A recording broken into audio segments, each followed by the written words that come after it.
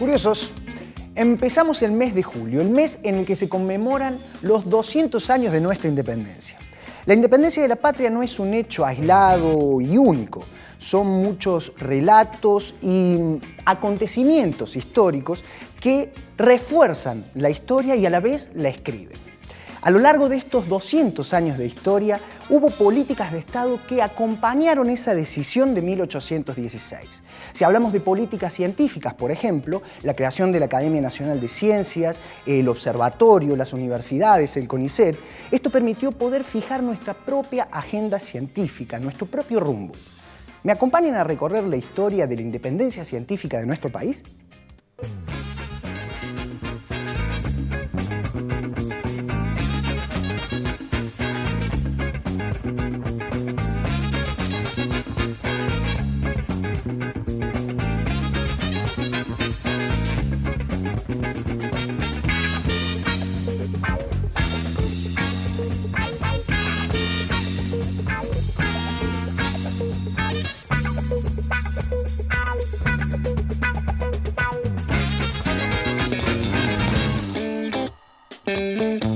Bienvenidos a Curiosos por Naturaleza, el programa para la comunicación de la ciencia en Córdoba. Hoy empezamos una serie especial de programas que van a estar dedicados al conmemorar el bicentenario de la patria, ¿sí? A lo largo de estos 4 programas vamos a ir recorriendo los hitos más importantes de la ciencia en estos últimos 200 años. En el último programa vamos a tratar de hacer un abordaje, ¿sí?, de cuál va a ser el futuro, las proyecciones en el marco de la ciencia y la tecnología. Pero no nos vamos a adelantar y vamos a tratar el tema que tenemos para el programa de hoy, el origen del desarrollo científico en Argentina y en Córdoba.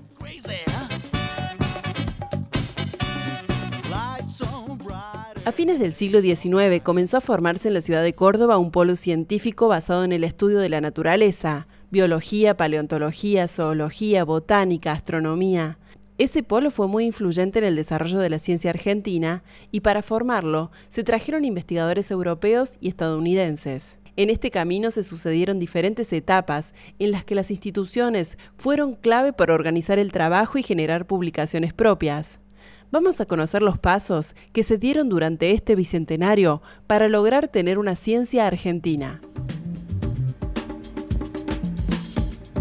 Para conocer la historia científica de nuestro país, vamos a entrevistar al doctor Luis Tonietti de la Facultad de Filosofía y Humanidades de la UNC. Vamos a conocerlo.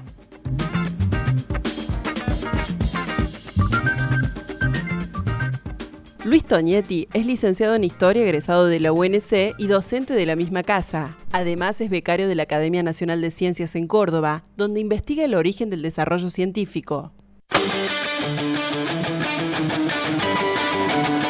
Bien, entonces a lo largo de este programa vamos a conocer la historia de la ciencia de nuestro país. Pero ahora llegó el momento de hacer el primer corte. Pero no se vayan porque todavía queda mucho más Curiosos por Naturaleza. Ya volvemos.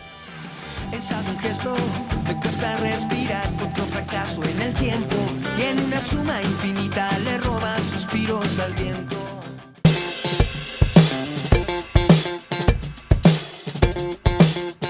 Seguimos en Curiosos por Naturaleza y hoy nos vamos a remontar a los comienzos de la historia de la ciencia en nuestro país. Para eso hemos invitado a Luis Tonietti. Bienvenido a nuestro programa. Gracias por invitarme. Por favor, un gusto que estés acá. Luis, contanos un poquito, no sé, ¿qué se hacía en materia científica allá por 1816 cuando estábamos declarando nuestra independencia, o sea, a mediados del siglo XIX? Bueno, digamos que la primera mitad del siglo XIX, cuando uno piensa un poco en la actividad científica, hubo actividad científica en la Argentina, pero hay que situarla sobre todo en el proceso de recepción de la ciencia europea en la Argentina, ¿verdad? Bien. Uno puede señalar algunas figuras destacadas que estuvieron en la Argentina, como Darwin, Mossotti, o el mismo Félix de Azara, ¿no?, que contratado por la corona española a fines del siglo XVIII y comienzo del siglo XIX vino a hacer toda una expedición naturalista para conocer mejor la diversidad biológica del espacio, que era en realidad la gran motivación de los naturalistas europeos de fines del XVIII y comienzo del XIX. Explorar estas nuevas tierras y ver qué había en la naturaleza. Efectivamente, ¿no? Esta magna terra incógnita, como decían. Luis, y si hacemos un repaso por, no sé, las distintas etapas de la ciencia en la historia argentina, esa primera etapa, ¿cómo se llamaría? ¿La historia naturalista, quizás?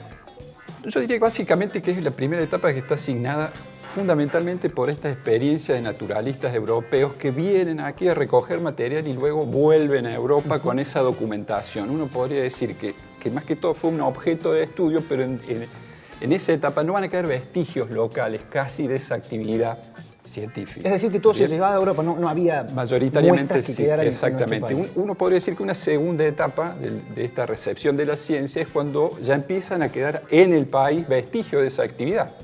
Pongamos por caso, una colección de un museo de ciencias naturales, un observatorio astronómico con registros en torno a la ubicación de las estrellas visibles desde el hemisferio sur. Sí. No, y discúlpame, y particularmente con eso, por ejemplo, la creación de la Academia Nacional de Ciencias, del observatorio que recién nos marcabas vos. Sí, correcto. ¿Cómo de alguna manera han signado la historia de la ciencia la creación de estas instituciones? Y bueno, son fundamentales. ¿Por qué, digamos, son fundamentales? Porque, por un lado, van a contener a estos científicos europeos que va a contratar el Estado Nacional para que entre distintas actividades lleven adelante la exploración del territorio. Bien. Son fundamentales porque tienen un presupuesto para sostener la actividad de estos científicos. Son fundamentales porque, además, allí van a quedar, van a ser, digamos, el repositorio de la documentación que van a producir estos científicos, y también van a ser las primeras instituciones que van a empezar a registrar los resultados a través de sus publicaciones periódicas. Bien, y en las publicaciones que se hacían, bueno, no sé, hoy todo el mundo publica en papers, en revistas internacionales con referato. ¿Cómo se publicaba antes, por ejemplo? ¿En qué idioma? No sé. Bueno, claro, hay un punto interesante. En primer lugar, los científicos europeos hay que tener en cuenta que ellos ya venían con un plan de trabajo medianamente diseñado de Europa, o en el caso de Gould, que era norteamericano, pero que él se había formado en Europa y también su plan de trabajo en parte lo había definido en el periodo de su desarrollo de su doctorado en Europa. Entonces, el objetivo básico de ello era registrar, obviamente, estos resultados en aquellas revistas internacionales, y los idiomas de las revistas de la ciencia no eran precisamente el español. Muy populares. Pero, y este es un punto que me parece significativo, importante, en esa pequeña comunidad académica que reside en Argentina, formada fundamentalmente por europeos, va a surgir una discusión en torno de en qué idioma publicar, y el que va a imponer un poco la idea va a ser Burmeister, quien va a exigir que estos científicos, sobre todo alemanes, que él había ayudado a contratar, comiencen a publicar no solo en los boletines, porque antes registraban en revistas europeas, que los registren en los boletines que edita la propia institución y que además lo hagan en español, con el argumento de que de ese modo se podía, de alguna manera, atraer más a lo que sería la población nativa, a la producción, y sobre todo a Iberoamérica, no solamente Argentina, sino de la influir región. en el resto con la producción que se hacía aquí. Qué bueno. Luis, ¿qué te parece si vamos a ver un pequeño tape que grabaron José y Diego? Vamos a ver qué encontraron ahí. Bien.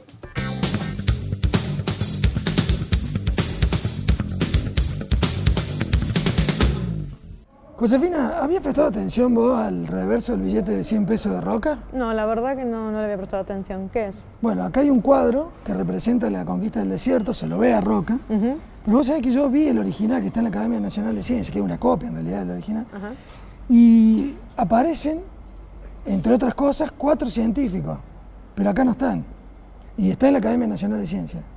Lo que podemos hacer, yo nunca lo vi el cuadro, la verdad, no sabía que era un cuadro. Pero podemos hablar con Gabriel Bernardello, que él es director del Museo Botánico, y a lo mejor él tenga un poco de, nos pueda decir quiénes eran los científicos, si eran botánicos y qué estaban haciendo. Podríamos ir ahí a hablar con él. Vamos.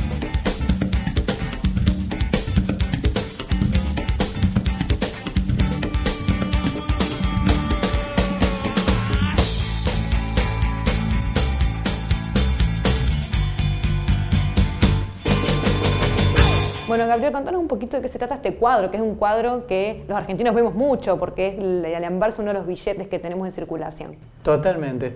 Es un cuadro que pintó Blanes y que él no estuvo en la campaña del desierto. Es sobre la campaña del desierto. A él le dijeron qué es lo que tenía que pintar, quiénes eran los personajes, y así lo hizo.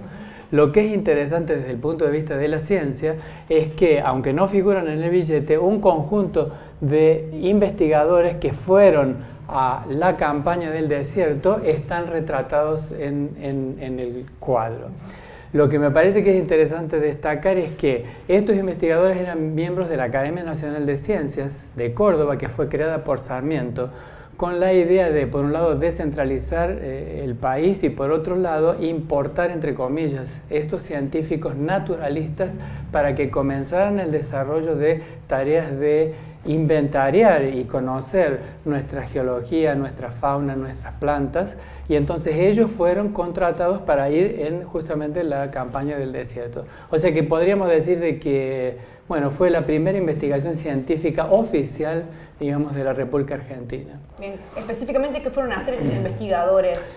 Bueno, unos son botánicos que trabajaban en nuestro museo y ellos fueron coleccionando plantas en todo el recorrido y después con ese material las identificaron y muchas de ellas resultaron ser plantas nuevas para la ciencia, o sea que eso tiene un valor muy grande y publicaron un volumen con esos hallazgos. Y también los geólogos que fueron iban tomando muestras y estudiando cómo es la geomorfología de la región. Mira, Gabriel, acá está el billete. ¿Cómo sería entonces? Sería más o menos, ves que lo que está en el billete es aproximadamente esta parte, sería roca, o sea que serían todos los capitanes o los altos mandos. Ajá. De este lado ves que se ve un sacerdote, estos son indígenas y la tropa, y del otro lado estos serían otros soldados y hay hasta un perro, y estos serían los científicos de los que te decía. Perfecto, listo, muchas gracias. ¿Qué te pasa, Diegui, que venís tan callado? No, me quedé pensando en lo que acabamos de ver recién, en cómo lo representamos la historia. Fíjate que en el billete, uno de los billetes más importantes que tenemos, conmemoramos a través del dibujo del reverso lo que fue tal vez la injusticia más grande o el despojo más sangriento que tuvo nuestro país. Sí, ¿no? Y enterarnos también que había científicos en esa campaña y que la ciencia oficial acompañaba estos procesos. Sí, en eso estaba pensando. Bien, seguimos charlando con Luis. Recién veíamos en el video de alguna manera ilustrando este proceso en donde los naturalistas recorrían nuestro territorio para recabar información de lo que había. En Córdoba particularmente se creó un polo científico en esto de estudiar la naturaleza. ¿Por qué en Córdoba? Bueno, hay varias razones. Yo te voy a mencionar para mí una de las más importantes y tiene que ver con que el gobierno nacional disponía de una sola universidad hasta ese momento. Tengamos en cuenta que la Universidad de Buenos Aires era la universidad provincial de Buenos Aires, ¿no? Entonces el gobierno nacional necesitaba formar recursos humanos de calidad. Justamente una de las razones por las que se va a reformar la Universidad de Córdoba, es importante esto destacarlo, ¿no? La primera reforma, podríamos decir, académica significativa, que es a partir del gobierno de Sarmiento, tiene como objeto formar en la Universidad de Córdoba nuevos recursos humanos, fundamentalmente para el sistema educativo nacional que se está conformando, pero también otro tipo de recursos humanos como ingenieros nacionales, agrimensores, etcétera, ¿no? Que necesitaban para poder gestionar un Estado más complejo. Tal cual. Y Córdoba fue el foco para poder hacerlo gracias a la universidad. El gobierno nacional solamente podía intervenir en la Universidad Nacional de Córdoba, en la de Buenos Aires, ¿no? Claro. Y Luis, no sé, ¿a partir de cuándo los argentinos empezamos a tener a fijar nuestra propia agenda científica? Porque en algún momento estábamos bajo las órdenes, no sé si de órdenes, pero de las influencias europeas. Luego... Claro, digamos, lo primero que uno tendría que señalar es que va a surgir un conjunto de científicos ya argentinos que se dedican, que asumen este compromiso de dedicarse a la ciencia y ellos van a empezar a reclamar un lugar más protagónico frente a este patrón que se ha definido a fines del siglo XIX, que es contratar científicos europeos para que trabajen en la Argentina. Podemos decir que ya a comienzos del siglo XX, la segunda década, esta postura de los argentinos que hacen ciencia y que empiezan a reclamar un lugar más protagónico está desarrollándose, pero uno tendría que situarlo en la tercera, cuarta década, cuando se van a empezar a fijar agendas un poco más vinculadas a las necesidades que empiezan a detectar estos científicos argentinos respecto de lo que era la agenda más bien estrictamente europea, por decirlo de una manera. Tal cual. Y recién hablabas del 1940, más o menos, por ahí, 1947. ¿El CONICET en qué año se crea? El CONICET se crea en 1958. 58, sí. O sea, mediados sí, por la influencia bajo la dirección de Husserl. Sí, de Husserl. Sí, sí. ¿Y qué significó la creación del CONICET para nuestro país y para la ciencia argentina, ¿no? Sí, es fundamental si tenemos en cuenta que es una institución que está abocada fundamentalmente a financiar a científicos que se van a dedicar en forma exclusiva a la investigación, porque eso en general no estaba definido hasta ese momento, porque la investigación se puede desarrollar como un docente de la universidad, pero no estaba financiado exclusivamente para investigar. Lo mismo los becarios. El CONICET va a financiar becarios para que lleven adelante exclusiva a la investigación, y además va a sostener a través de un conjunto de programas, ¿no es cierto?, el financiamiento para el desarrollo del proyecto de investigación. No solamente pagar el salario, que es fundamental, sino también disponer de recursos específicos para poder llevar adelante la investigación concreta, ¿no es cierto? ¿Y Hussein qué papel juega en ese contexto, ¿no? Recordemos que es una figura clave, premio Nobel, pero además su paso va a ser breve. Luego en 1960 va a haber una redefinición del CONICET donde se van a fijar nuevas metas, pero obviamente que haber contado con una figura como Hussein, que le va a dar toda una impronta al CONICET, fue fundamental. Entiendo. Bueno, Luis, la verdad que muy claro todo, te agradecemos un montón haber participado en nuestro programa. Queremos, antes de despedirte, regalarte un libro de Librería Cuade, que a ver qué te tocó, La conciencia en el cerebro. Entonces, un libro para que disfrutes ahí en tu casa, tranqui, ahora que el invierno se pone lindo para leer. Bueno, muchísimas gracias a ustedes por invitarme. Por favor, la invitación, y te vemos próximamente en algún otro programa. Bueno, cómo no, con mucho gusto. Gracias, Luis. Nosotros nos vamos a un brevísimo corte, pero no se vayan porque todavía queda más Curiosos por Naturaleza. Al imperio y nuestra industria al cementerio. Sepan de dos esta nación.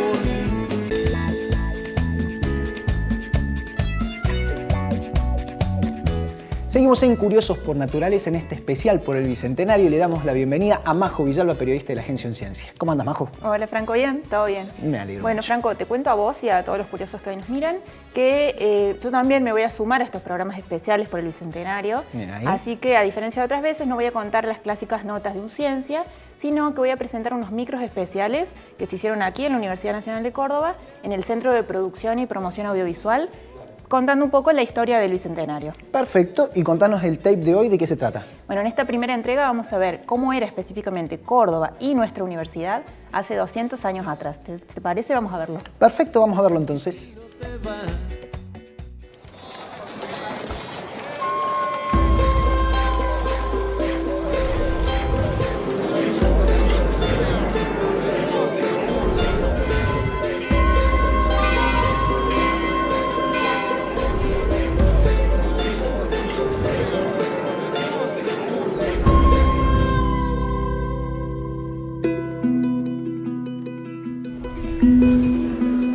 El 9 de julio de 1816, el Congreso de Tucumán declara la independencia de las Provincias Unidas del Río de la Plata. La Universidad de Córdoba, entonces Real Universidad de San Carlos, fue un actor protagónico de este proceso.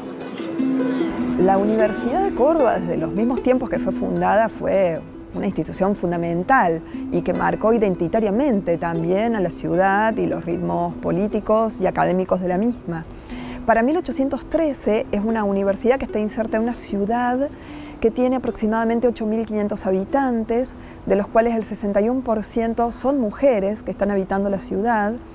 Y si pensamos en los grupos sociales que vivían en ese entonces, el 50% de la ciudad está habitada por gente de castas, fundamentalmente por mulatos, por pardos y por descendientes de indígenas que se habían unido con esclavos y además con españoles en tiempos coloniales. Tenemos aproximadamente unas 72 cuadras divididas en 12 cuarteles y hay muy pocos varones habitando la ciudad porque en esos tiempos muchos de ellos habían sido reclutados para formar parte de los ejércitos que van a intervenir en la lucha contra los españoles.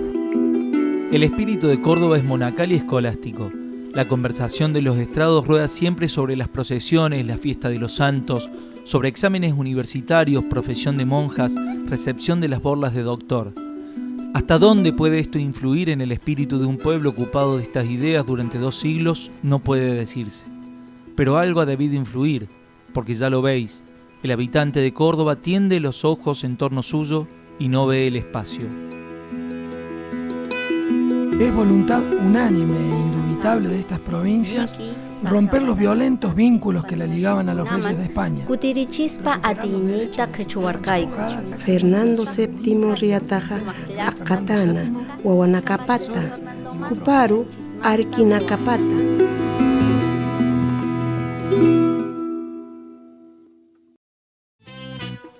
Bien, veíamos entonces Córdoba y la universidad allá por el 1816. Re lindo, Majo. Nosotros te vamos a invitar a ver entonces ahora un TED que preparamos sobre un tema que normalmente está invisibilizado, que es la existencia y la participación en nuestra historia de los esclavos africanos en la provincia de Córdoba. Sí, es una historia que creo yo bastante tapada durante muchos años, tanto por la ciencia como por la misma historia, pero que ahora está empezando a visibilizarse un poco más. Exactamente, de hecho desde el Museo de Antropología, desde la UNC, se están exhibiendo piezas realizadas por estas personas. Vamos a conocerlas.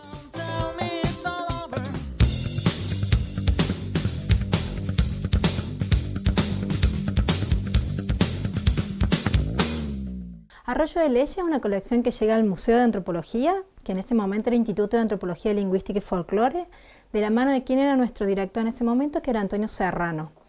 Estas piezas tienen la importancia de haber sido encontradas, halladas en un cementerio afro en Arroyo de las Leyes, provincia de Santa Fe. En 1930 se excavó por primera vez este cementerio afro. Y ahí empezaron investigadores de diferentes partes del país, principalmente de Buenos Aires y de La Plata, a conocer esta colección y se puso en duda. Dice, estas colecciones son contemporáneas, estas colecciones están hechas por Mocovíes, estas colecciones, ¿qué son estas colecciones? A tal punto que se especula que fueron 1250 más o menos objetos recuperados y que solo hoy se conservan 250 porque se mandaron a romper. Recién en 1980 el arqueólogo Alberto Red González dijo, podemos estar, conociendo la colección, podemos estar en presencia de cultura material que perteneció a pueblos africanos. Estas piezas tienen la característica de que no son de buena calidad, entonces se sabe que no servían ni para almacenar alimentos ni para almacenar agua.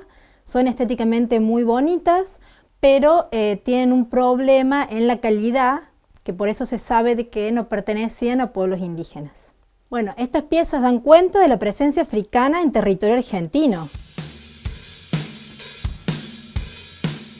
Bien, súper interesante lo que estamos viendo. Les decimos a todos los curiosos que estas piezas van a estar siendo expuestas en la Noche de los Museos en el Museo de Antropología mañana viernes 8. La noche especial de los 200 años. Exactamente, por el Bicentenario de la Patria. Igual que nuestro programa especial que ha llegado a su fin. Majo, nos vemos la semana que viene. Nos vemos la semana que viene y vamos a seguir con estos especiales del Bicentenario. Exactamente, festejando los 200 años de nuestra patria. Le decimos, como siempre, haber estado a la altura de su curiosidad y nos vemos la semana que viene con el otro especial por los 200 años de la Argentina. Nos vemos, chao, chao.